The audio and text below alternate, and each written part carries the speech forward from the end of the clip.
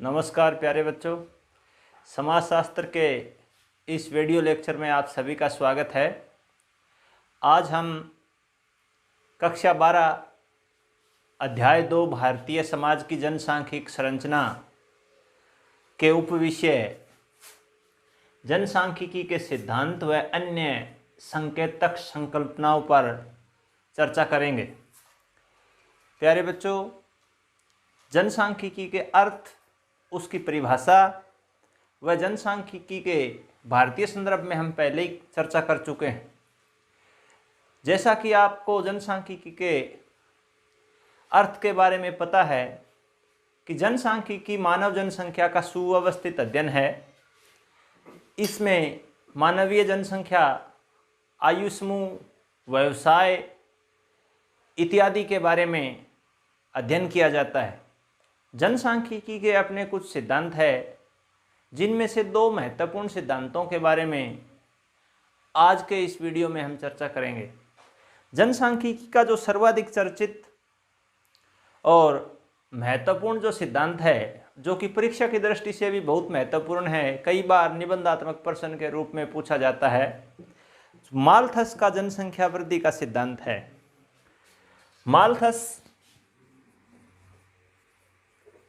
Malthus का जनसंख्या वृद्धि का सिद्धांत, ये महत्वपूर्ण सिद्धांत है जनसांख्यिकी के क्षेत्र की। यदि हम बात करें तो जैसा कि आपको नाम से स्पष्ट हो गया होगा कि इस सिद्धांत के जो प्रणेता है वो थॉमस रॉबर्ट माल्थस हैं।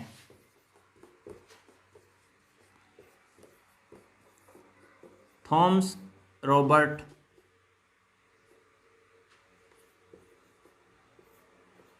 माल्थस जो है वो जनसांख्यिकी के जनसंख्या वृद्धि के सिद्धांत के प्रणेता है।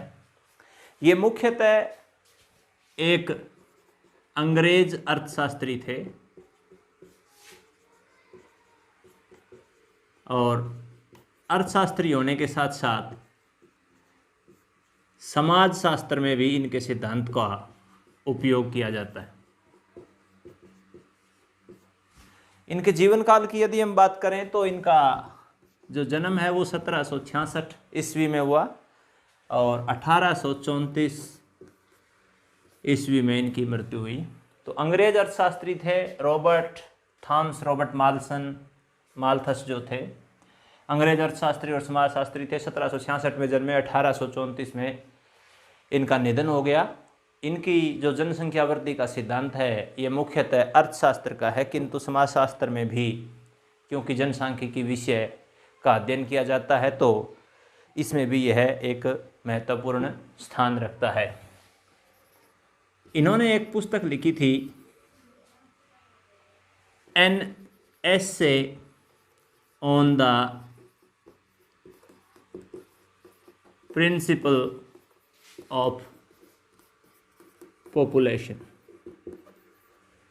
ये पुस्तक 1798 ईस्वी में इनकी प्रकाशित हुई थी और 1798 ईस्वी में an essay on the principle of population अर्थात जनसंख्या के सिद्धांत पर एक निबंध, इस पुस्तक में इन्होंने जनसंख्या वृद्धि के अपने सिद्धांत का प्रतिपादन किया।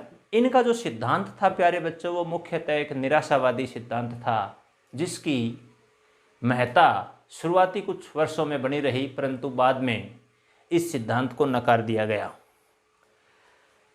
इस सिद्धांत में माल्थस ने जनसंख्या वृद्धि को आर्थिक क्रियाओं से, खासतौर से जीविका के साधनों से जोड़ करके देखा है। इस सिद्धांत में माल्थस कहते हैं कि जनसंख्या की जो वृद्धि दर है वो संसाधनों की वृद्धि दर से कहीं अधिक है। उन्होंने इसके बारे में कहा कि जनसांख्यिक जो वृद्धि दर है वो ज्यामितीय दृष्टि से बढ़ोतरी होती है, जबकि संसाधनों में समानांतर या गणितीय दृष्टि से वृद्धि होती है। तो माल्थस का ये कहना था कि जिस अनुपात में संसाधनों में वृद्धि होती है, जनसंख्या में वृद्धि उससे कहीं अधिक ज़्यादा गति से होती है। इन्होंने जनसंख्या वृद्धि को मनुष्य के भरण पोषण के साथ साधन के साथ विशेष तौर से भोजन, कपड़ा और अन्य कृषि आधारित उत्पादों के साथ जोड़ा। इन्होंने कहा कि ये तमाम चीज़ें जनसंख्या वृद्धि के साथ जुड़ी हुई है, जिस कारण मनुष्य को सदा ही गरीबी की हालत में जीने के लिए दंडित किया गया है, क्योंकि संसाधनों में वृद्धि है वो जनसंख्या की वृद्धि से हमेशा ही पीछे या कम रहती है। तो इन्होंने कहा कि जनसंख्या में जो वृद्धि है वो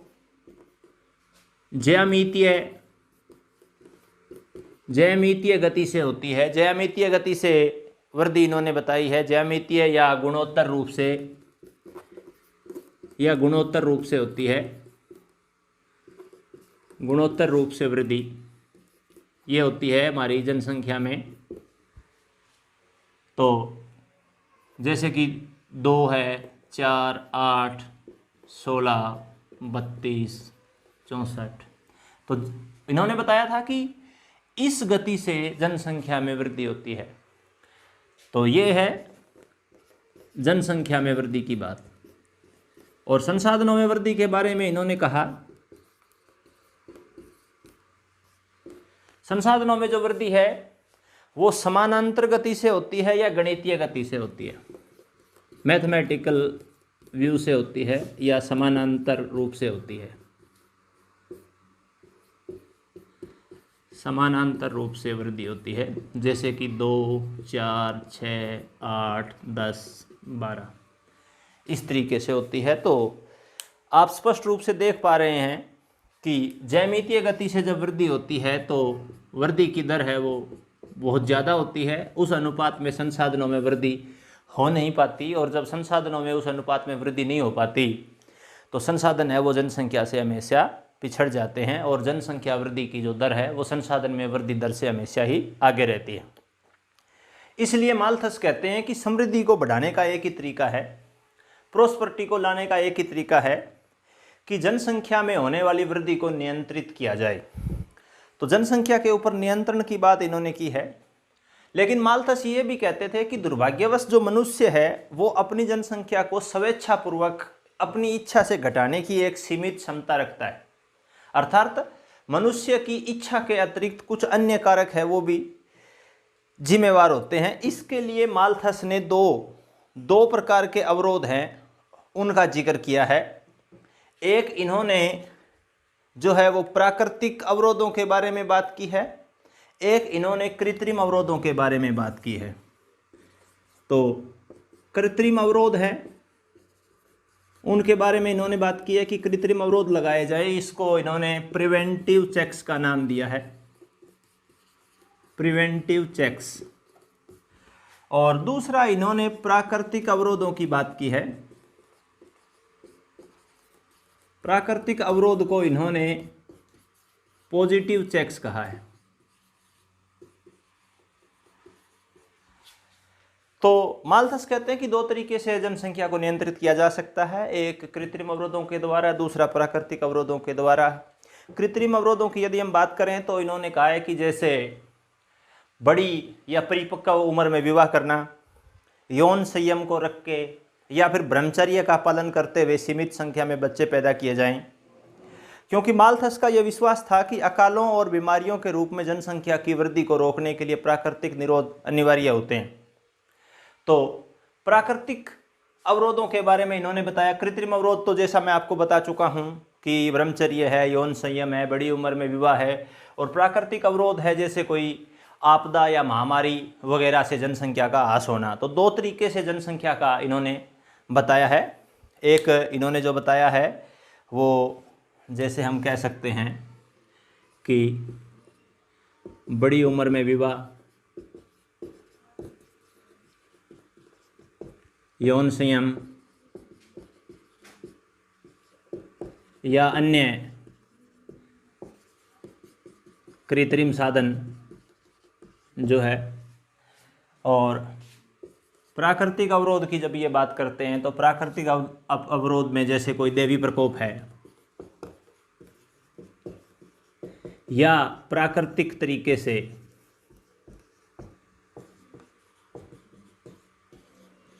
जन आने हैं। तो ये दो तरीके हो सकते हैं माल्थस के अनुसार जनसंख्या को घटाने के।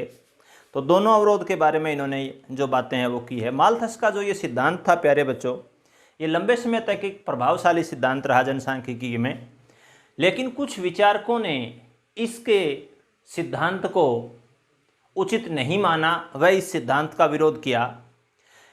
ये वो विद्वान थे जो ये मानते थे कि आर्थिक समृद्धि जनसंख्या वृद्धि से भी अधिक हो सकती है, क्योंकि माल्थस ने जो जनसंख्या का सिद्धांत था वो संसाधनों में वृद्धि से जोड़ करके दिया था। तो कुछ विद्वान, कुछ आलोचक यह मानते थे कि जनसंख्या वृद्धि होने पर भी आर्थिक समृद्धि या आर्थिक वृद्धि हो सकती है, गरीबी नहीं आती, ऐसा उनका मानना था।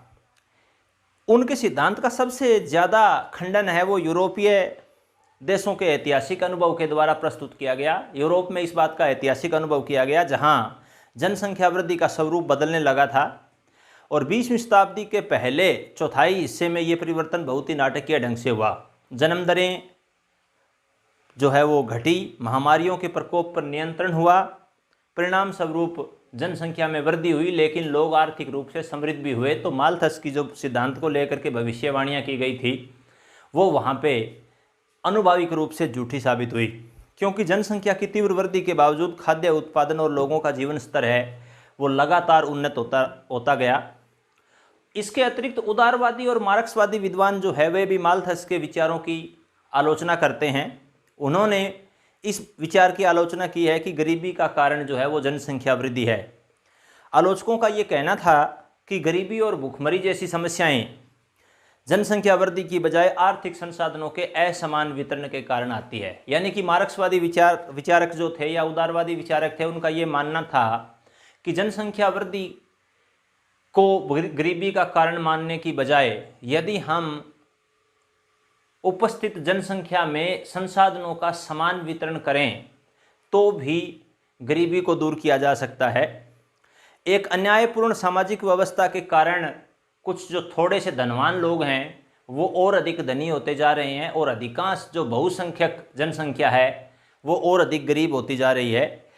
कुछ धनवान लोग बहुत ही विलासितापूर्ण जीवन का आनंद लेते हैं, जबकि देश की एक बड़ी जो जनसंख्या है उसको आवश्यक उपभोग की वस्तुएं भी प्राप्त होना दुर्भर हो जाता है। तो उदारवादी विचारक जो थे और मार्क्सवादी विचारक जो थे, उन्होंने इस आधार पे यानी कि संसाधनों की असमान वितरण के आधार पे माल्थस के सिद्धांत की आलोचना की थी। इसके अतिरिक्त पश्चिमी यूरोप में जो है अनुभाविक सिद्धांत के आधार पे इस सिद्धांत की भविष्यवाणियों को झुठलाया गया। तो माल्थस का सिद्धांत चाहे जो कुछ भी रहा हो, लेकिन समाजशास्त्र के जनसांख्यिकी का विषय आता है समाजशास्त्र में, उसमें ये आज भी बड़ा महत्वपूर्ण सिद्धांत माना जाता है। अर्थशास्त्र के क्षेत्र में भी इसका बड़ा ही महत्व है। तो जनसांख्यिकी का जो माल्थस का सिद्धांत था उसको एक बार फिर से हम थोड़ा सा इसकी पुनरावृत्ति ले लेते हैं। तो सबसे पहले कई बार ये प्रश्न है वो एकांकी रूप में भी आ जाता है कि किस प्रकार के, जैसे छोटे प्रश्न में आएगा तो इस रूप में आएगा, किस प्रकार के अवरोधों की बात करी है, या जनसंख्या में वृद्धि है वो माल्थस के अनुसार किस रूप में होती है, संसाधनों में वृद्धि है वो किस रूप में होती है, पुस्तक का नाम आ सकता है, पब्लिकेशन ईयर आ सकता है, या माल्थस के बारे में कुछ पूछा जा सकता है। तो माल्थस का जो जनसंख्या वृद्धि का सिद्धांत है प्यारे बच्चों, वो थॉमस रॉबर्ट माल्थस ने दिया था, और जो अंग्रेज अर्थशास्त्री थे और समाजशास्त्री थे। 1766 में इनका जन्म हुआ और 1834 में इनका निधन हो गया। और इन्होंने एक प्रसिद्ध पुस्तक लिखी थी, an essay on the principle of population. ये 1798 ईस्वी में प्रकाशित हुई, और इस पुस्तक में इन्होंने अपने जनसंख्या वृद्धि के सिद्धांत का प्रतिपादन किया था। जनसंख्या की वृद्धि के बारे में इनका ये मानना था कि जनसंख्या में वृद्धि जो है वो संसाधनों में वृद्धि से अधिक तेजी से होती है। इन्होंने कहा कि जनसंख्या में वृद्धि है वो ज्यामितीय या गुणोत्तर रूप से होती है, जैसा कि मैं आपको बता चुका हूँ, 2, 4, 8, 16, 32, 64, यानी कि लगभग ये दुगनी रफ्तार से इसमें वृद्धि हो रही है। और संसाधनों में वृद्धि जैसा कि इन्होंने कहा कि गणितीय या समानांतर रूप से होती है, जैसे कि 2, 4, 6, 8, 10 और 12। स्पष्ट रूप से आप देख पा रहे हैं कि संसाधनों में जो वृद्धि है वो जनसंख्या वृद्धि से कहीं कम गति से हो रही है, अर्थात जनसंख्या है वो ज़्यादा तेज गति से बढ़ रही है। फिर जनसंख्या में जो नियंत्रण करने की इन्होंने बात की है कि इन्होंने कहा कि मनुष्य एक सीमित हद तक की जनसंख्या में नियंत्रण कर सकता है, और इसके लिए इन्होंने 2 प्रकार के अवरोधों के बारे में बात की है। एक कृत्रिम अवरोध की बात करी है, प्रिवेंटिव चेक्स की बात करी है, बड़ी उम्र में विवाह, यौन संयम, ब्रह्मचर्य इत्यादि का पालन करके या किसी भी प्रकार के अन्य कृत्रिम साधनों का प्रयोग करके जनसंख्या पर नियंत्रण करना। और दूसरा इन्होंने कहा है कि प्राकृतिक अवरोध की बात इन्होंने की है, जिसको पॉजिटिव चेक्स कहते हैं। पॉजिटिव चेक्स में इन्होंने देवी प्रकोप जैसे बाढ़ है, आपदा या महामारी आने के कारण जनसंख्या या जन की हानि होना, वहाँ से नियंत्रण की बात कही है। और आलोचना के बारे में भी हम आपको बता चुके हैं कि पश्चिमी यूरोप के कुछ विद्वानों ने और कुछ अर्थशास्त्रियों ने और उदारवादी और मार्क्सवादी विचारकों ने इनके विचार की आलोचना की है। माल्थस के जनसंख्या सिद्धांत पर चर्चा करने के बाद हम जनसांख्यिकी के दूसरे महत्वपूर्ण सिद्धांत पर चर्चा करेंगे। जैसा कि आप मेरे पीछे लिखा हुआ देख पा रहे हैं, ये जो सिद्धांत है वो है जनसांख्यिकीय संक्रमण का सिद्धांत। प्यारे बच्चों, यह भी जनसांख्यिकी के अध्ययन क्षेत्र में एक बहुत ही महत्वपूर्ण सिद्धांत है, जिसको हम अंग्रेजी में ट्रांजिशनल थ्योरी भी कह देते हैं। ट्रांजिशनल थ्योरी या संक्रमण का सिद्धांत, जैसा कि आप नाम से स्पष्ट कर चुके होंगे कि संक्रमण की एक अवस्था होती है और उस अवस्था में जनसंख्या बहुत तेजी से वृद्धि होती है। इसी प्रकार की अवधि है उसको हम संक्रमण काल या संक्रमण की अवधि कहते हैं। ये जो सिद्धांत है आपका, ये 3 महत्वपूर्ण अवधियों में बंटा हुआ है। इसको आप पहली अवधि या पहला चरण कह सकते हैं, और इसके अतिरिक्त दूसरी जो अवधि है या दूसरा चरण कह सकते हैं, और एक तीसरी जो अवधि है या तीसरा चरण, इसमें आप इसको कह सकते हैं। इन 3 अवधियों में समाज के विकास को बांटा गया है। जनसंख्या वृद्धि आर्थिक विकास के समग्र स्तरों से जुड़ी होती है, ऐसा इस सिद्धांत का मानना है। और प्रत्येक समाज विकास से संबंधित जनसंख्या वृद्धि के एक निश्चित स्वरूप का अनुसरण करता है। जनसंख्या वृद्धि है वो 3 चरणों में होती है। पहली अवधि या जो पहला चरण है उसमें क्या होता है कि समाज जो है वो हमारा अल्प विकसित और तकनीकी दृष्टि से बहुत ही पिछड़ा हुआ होता है। एक किस्म से तकनीकी तो उसमें बिल्कुल ही तकनीकी का प्रयोग नहीं होता, अल्प विकसित समाज की कल्पना की जाती है। ऐसे समाज में वृद्धि की दर है वो कम होती है, क्योंकि मृत्यु दर और जन्म दर दोनों ही बहुत उच्च होता है। तो इसकी यदि विशेषताओं की मैं बात करूं तो पहली अवधि में क्या होता है कि उच्च जन्म दर होती है और उच्च ही मृत्यु दर होती है। तो जन्म दर है वो उच्च होती है, मृत्यु दर है वो भी उच्च होती है, तकनीकी है नहीं, समाज जो है वो अल्प विकसित है। ऐसी अवस्था में तो मृत्यु दर को कम करने के कोई साधन जो है वो समाज के पास उपलब्ध नहीं है। लेकिन क्योंकि मृत्यु दर उच्च है, जन्म दर को नियंत्रित करने के साधन भी समाज के पास नहीं है, इसलिए जन्म दर भी उच्च है। यानी कि बहुत संख्या में जन्म होती है, बहुत संख्या में मृत्यु भी होती है। तो दोनों के बीच का जो अंतर है वो क्या रहता है कि वो शुद्ध वृद्धि दर जो है वो निम्न रहती है। निम्न रहती है क्यों निम्न रहती है कि जितने अधिक दर से जन्म होता है उतने ही अधिक दर से मृत्यु होती है। तो इसमें क्या है कि अंतर जो है वो आपका निम्न रहता है, यानी कि कम रहता है। तो प्रथम चरण जो है, ये सिद्धांत कहता है कि प्रथम चरण में भी जनसंख्या की वृद्धि की दर जो है वो बहुत ही कम रहती है। फिर हम तीसरी अवधि की बात करते हैं। दूसरे की बात हम बाद में करेंगे, क्योंकि दूसरा जो है वो संक्रमणकालीन चरण है। तीसरे और अंतिम जो चरण है उसमें क्या होता है कि समाज जो है वो विकसित अवस्था में पहुंच जाता है, डेवलप्ड सोसाइटी हो जाती है। डेवलप्ड सोसाइटी जो है वो तकनीकी रूप से बड़ा कुशल होता है। अल्प विकसित समाज का स्थान अब बहुविकसित समाज ने ले लिया है, और तकनीकी रूप से पिछड़े समाज का स्थान अब तकनीकी रूप से बहुत ही उच्च समाज ने ले लिया है। जब समाज में तकनीकी बहुत अच्छी है, स्वास्थ्य सुविधाएं बहुत अच्छी है, शिक्षा बहुत अच्छी है, लोग जागरूक हैं, अब वे जन्म दर को भी नियंत्रित करने में सक्षम हैं और मृत्यु दर को नियंत्रित करने में भी सक्षम है। तीसरे और अंतिम चरण में विकसित समाज में जो जनसंख्या वृद्धि दर है वो नीची रहती है, क्योंकि ऐसे समाज में मृत्यु दर और जन्म दर दोनों ही कम हो जाती है। तो यहाँ क्या था, पहले में उच्च जन्म दर थी, उच्च मृत्यु दर थी। तीसरे चरण में क्या है, निम्न जन्म दर है और निम्न मृत्यु दर है। अब कारण क्या था दोनों में? कारण दोनों में स्पष्ट है। पहला जो चरण है समाज का, वो अलग विकसित समाज का चरण है। तकनीकी दृष्टि से पिछड़े हुए लोग हैं, स्वास्थ्य सुविधाएं उनके पास नहीं है, न तो वो जन्म दर पर नियंत्रण कर पाते हैं, न ही वो मृत्यु दर पर नियंत्रण कर पाते हैं। महामारी, अकाल, बीमारियों की समस्याएं बहुत ज़्यादा है। छोटी से छोटी बीमारी है वो भी पहले चरण में लोगों की जान ले सकती है। तो यहाँ जन्म दर बहुत अधिक है और मृत्यु दर भी बहुत अधिक है, लेकिन अंतर जो है वो निम्न है। अंतर निम्न है तो परिणाम स्वरूप जनसंख्या में वृद्धि नहीं होती है। तीसरे और अंतिम चरण की यदि हम बात करते हैं, अब समाज है वो विकसित है, तकनीकी दृष्टि से बड़ा ही कुशल समाज है और उच्च तकनीक वहाँ पे उपलब्ध है, स्वास्थ्य की सेवाएं बहुत अधिक हैं, शिक्षा बहुत अधिक है, लोग जागरूक हैं, जन्म दर पे नियंत्रण है उनका, तो निम्न जन्म दर है और निम्न मृत्यु दर है। निम्न मृत्यु दर क्यों है? क्योंकि स्वास्थ्य सेवाएं बहुत अधिक हैं और निम्न मृत्यु दर होने के कारण जो है अंतर जो है, अंतर आपका फिर से निम्न है।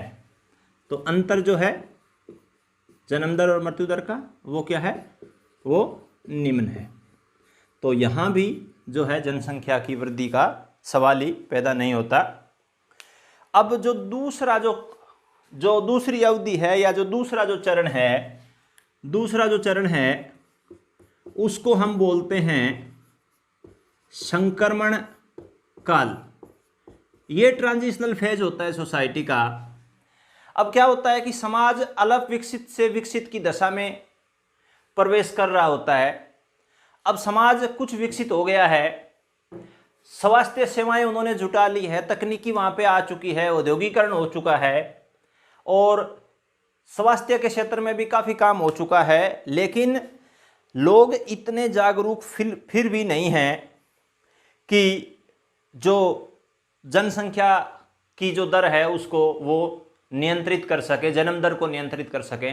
लेकिन क्योंकि स्वास्थ्य सेवाओं में अच्छा विस्तार होने के कारण मृत्यु दर है वो नियंत्रित हो जाती है, इसलिए इस स्थिति में जो अंतर है वो अधिक हो जाता है। तो यहाँ हम जो बात करते हैं वो ये करते हैं कि जो जन्म दर है वो उच्च जन्म दर हो जाती है इस फेज में और मृत्यु दर जो है वो निम्न मृत्यु दर हो जाती है इस फेज में। तो जब जन्म दर उच्च रहती है और मृत्यु दर निम्न हो जाती है तो जो अंतर है, शुद्ध वृद्धि जो है, अंतर है वो निम्न नहीं रहता, वो उच्च हो जाता है। जन्म दर ज़्यादा रहेगी और मृत्यु दर कम रहेगी तो जनसंख्या वृद्धि का जो दर है वो अधिक रहेगी, अंतर है वो वहाँ पे उच्च हो जाता है। तो ये जो दूसरी अवधि है इसको संक्रमण काल कहा गया और संभवतः इसी से ही जो जनसांख्यिकी के संक्रमण का सिद्धांत है ये ट्रांजिशनल फेज है और ट्रांजिशनल थ्योरी इसी पे फोकस करती है, इसी के ऊपर आपकी केंद्रित है। क्योंकि समाज जो है वो इस पिछड़ी अवस्था से उन्नत अवस्था में आ जाता है और उन्नत अवस्था में आने के कारण जनसंख्या वृद्धि की दर है वो बहुत अधिक होती है। जनसंख्या विस्फोट इसलिए होता है क्योंकि मृत्यु दर है, रोग नियंत्रण है, जन स्वास्थ्य है और पोषण के बेहतर तरीके हैं वो समाज में उपलब्ध होते हैं, उनसे जो मृत्यु दर है वो काफ़ी नीचे आ जाती है।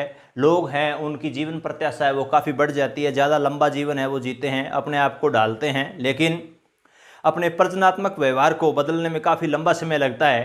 और इस प्रकार का संक्रमण पश्चिमी यूरोप में 19वीं शताब्दी के अंतिम वर्षों में और 20वीं शताब्दी के प्रारंभिक वर्षों में देखा गया था। अपेक्षाकृत कम विकासशील देशों में भी जो गिरती हुई मृत्यु दरों के अनुसार अपने यहाँ जन्म दर घटाने के लिए संघर्षशील रहे हैं, कमोबेश ऐसे ही तरीके अपनाए गए हैं। भारत में भी जनसांख्यिकी संक्रमण का दौर है जो अभी पूरा नहीं हुआ है क्योंकि यहाँ मृत्यु दर काफ़ी कम हो गई है, किंतु जन्म दर जो है उस अनुपात में नहीं घटाई जा चुकी है। तो यहाँ दोनों थ्योरी के ऊपर यदि हम बात करें, दोनों सिद्धांतों की यदि हम बात करें तो माल्थस का जो सिद्धांत था वो किसी जो संसाधनों की उपलब्धता के ऊपर ज़्यादा केंद्रित था, लेकिन जनसांख्यिकी संक्रमण का जो सिद्धांत है वो 3 अवधियों पे बल देता है। पहली जो अवधि है या पहला जो चरण है उसमें अलग विकसित समाज की बात करता है जहाँ जन्म दर भी उच्च है, मृत्यु दर भी उच्च है, लेकिन अंतर है वो निम्न रहेगा, तो यहाँ जनसंख्या वृद्धि नहीं होती है। तीसरे चरण की बात करता है, जन्म दर भी निम्न है, विकसित समाज की बात कर रहा है, अत्यधिक तकनीकी रूप से सुदृढ़ समाज की बात करते हैं, तो निम्न मृत्यु दर है वहाँ पे भी अंतर है वो निम्न रहता है। लेकिन दूसरी जो अवधि है जिसको संक्रमण काल कहा गया है और संक्रमण काल के अंदर जो है जनसंख्या वृद्धि में जो जन्म दर है वो भी उच्च रहती है और मृत्यु दर है वो निम्न हो जाती है। इस कारण इसको संक्रमण काल कहा गया है और यहाँ जनसंख्या विस्फोट होने की संभावना है। भारत फिलहाल ऐसी स्थिति से गुजर रहा है। तो ये दोनों सिद्धांत आप लोगों को समझ में आए होंगे। दोनों सिद्धांतों पर निबंधात्मक प्रश्न कई बार आपका आ जाता है। जनसंख्या वृद्धि के दो महत्वपूर्ण सिद्धांतों पर चर्चा करने के बाद हम जनसांख्यिकी से संबंधित कुछ अन्य संकेतक संकल्पनाओं पर बात करेंगे। अधिकांश जनसांख्यिकी अवधारणाओं या कंसेप्ट्स को दर या अनुपात के रूप में बांटा जाता है। परीक्षा की दृष्टि से कुछ महत्वपूर्ण संकल्पनाएं आप बोर्ड पे लिखा हुआ देख पा रहे हैं, जिनसे संबंधित प्रश्न अक्सर आ जाते हैं। जन्म दर, मृत्यु दर और प्राकृतिक वृद्धि दर। तो बच्चों में कई बार क्या होता है कि जन्म दर, मृत्यु दर और प्राकृतिक वृद्धि दर को लेकर के भ्रम की स्थिति पैदा हो जाती है। तो इनके बारे में हम थोड़ा सा जानेंगे। जन्म दर जो क्या है वो प्रति 1000 के ऊपर मापी जाती है। किसी विशेष क्षेत्र में वो किसी विशेष क्षेत्र से अभिप्राय है कि वो कोई देश हो सकता है, कोई राज्य हो सकता है, कोई प्रादेशिक क्षेत्र हो सकता है, कोई गांव भी हो सकता है या किसी भी प्रकार का एक भौगोलिक क्षेत्र हो सकता है जो कि शासन के द्वारा निर्धारित किया गया हो। इस क्षेत्र में एक निश्चित अवधि में, निश्चित अवधि जो प्राय 1 वर्ष की अवधि होती है, ये वित्त वर्ष भी हो सकता है और किसी जगह पे ये कैलेंडर वर्ष भी हो सकता है। किसी विशेष क्षेत्र में एक निश्चित अवधि में, जो कि आमतौर पे 1 वर्ष होती है, जो प्रति 1000 जनसंख्या पर जीवित जन्म लेने वाले बच्चों की संख्या है, उसे जन्म दर कहा जाता है। किसी विशेष क्षेत्र में 1 वर्ष में प्रति 1000 की जनसंख्या पर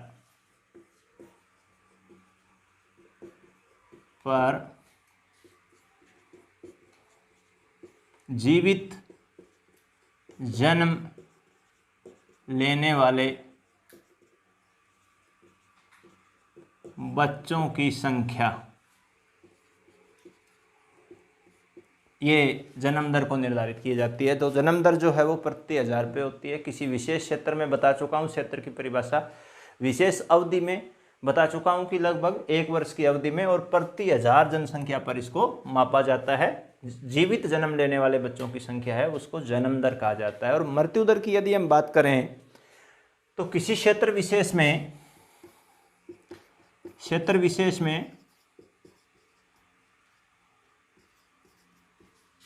निश्चित अवधि में, निश्चित अवधि का मतलब आमतौर पे अधिकांश स्थानों पे 1 वर्ष के रूप में, 1000 की जनसंख्या पर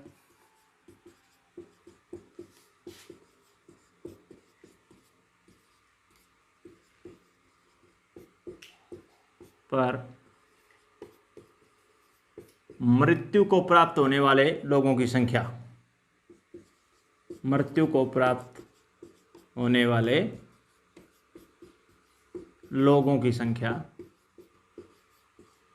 वो मृत्यु दर है। तो इस बात का आपने ध्यान रखना है, किसी विशेष क्षेत्र का और किसी अवधि में, यानी 1 साल में 1000 की जनसंख्या पर मृत्यु को प्राप्त होने वाले लोगों की संख्या है उसको मृत्यु दर कहेंगे, और जन्म लेने वाले, जीवित जन्म लेने वाले जो बच्चों की संख्या है उसको हम जन्म दर कहेंगे। इसके अलावा एक और थोड़ा सा बीच में आ जाता है कि प्राकृतिक वृद्धि दर या जनसंख्या संवृद्धि दर है वो किसे कहा जाता है। तो प्राकृतिक वृद्धि दर या जनसंख्या वृद्धि दर जो है वो जन्म दर और मृत्यु दर के बीच का अंतर है। ये तो ये है आपका जन्म दर और मृत्यु दर के बीच का अंतर है ये। तो जन्म दर व मृत्यु दर के बीच का अंतर जो है उसको प्राकृतिक वृद्धि दर है वो कहा जाता है। और ये जब अंतर ये शून्य हो जाता है तो व्यवहारिक रूप से कम या नगण्य होता है, तब हम कहते हैं कि जनसंख्या स्थिर हो गई है। तो जब ये शून्य हो जाता है तो जनसंख्या है वो आपकी स्थिर हो जाती है। और या फिर हम कह सकते हैं कि जनसंख्या प्रतिस्थापन स्तर पर पहुंच गई है। तो प्रतिस्थापन जो स्तर है, प्रतिस्थापन स्तर जो है वो कब होता है, जब जन्म दर और मृत्यु दर का अंतर है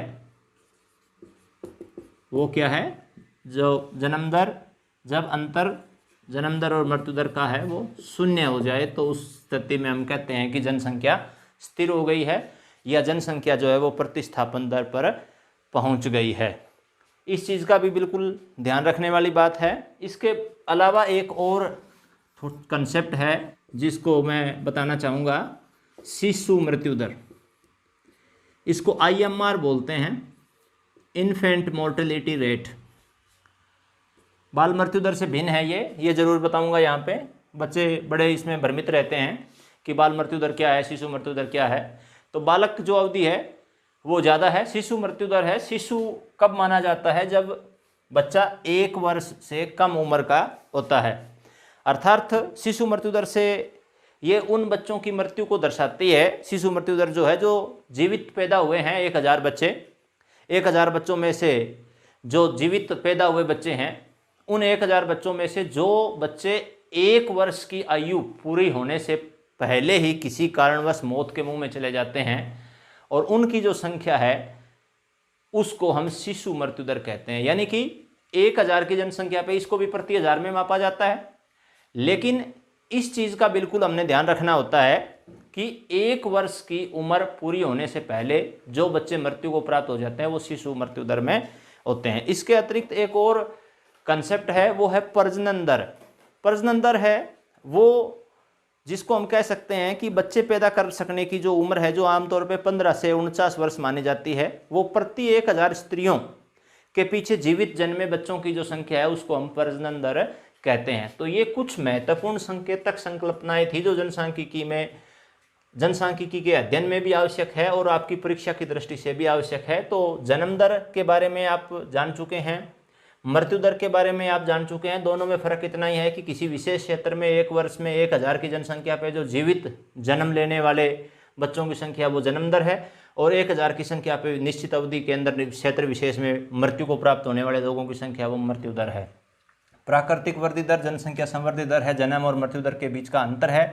और जब प्रतिस्थापन स्तर पर जनसंख्या तब पहुंचती है जब इनका जन्म दर और मृत्यु दर में अंतर है वो शून्य हो जाता है। शिशु मृत्यु दर वो है जो जीवित 1000 बच्चे जन्मते हैं, उनमें से जो बच्चे 1 वर्ष की उम्र पूरी होने से पूर्व मृत्यु के मुंह में किसी कारण से समा जाते हैं, वो शिशु मृत्यु दर है। और प्रजनन दर जो है वो प्रजनन योग्य आयु में 1000 स्त्रियों के जो एक इकाई के पीछे जीवित जन्मे बच्चों की संख्या है उसके हम प्रजनन दर कहते हैं। तो ये बहुत ही महत्वपूर्ण संकल्पनाएं थी। ये जो अध्याय है भारतीय समाज की जनसांख्यिक संरचना, ये आपकी परीक्षा की दृष्टि से भी बहुत महत्वपूर्ण है। और दोनों सिद्धांत जो आज हमने इस वीडियो लेक्चर में जिनकी चर्चा करी है, इनसे संबंधित प्रश्न भी परीक्षा में आते रहते हैं और इन अवधारणाओं से संबंधित प्रश्न भी आते रहते हैं। आप इन सिद्धांतों का अध्ययन करेंगे तो निश्चित रूप से आपको परीक्षा में लाभ होगा। धन्यवाद।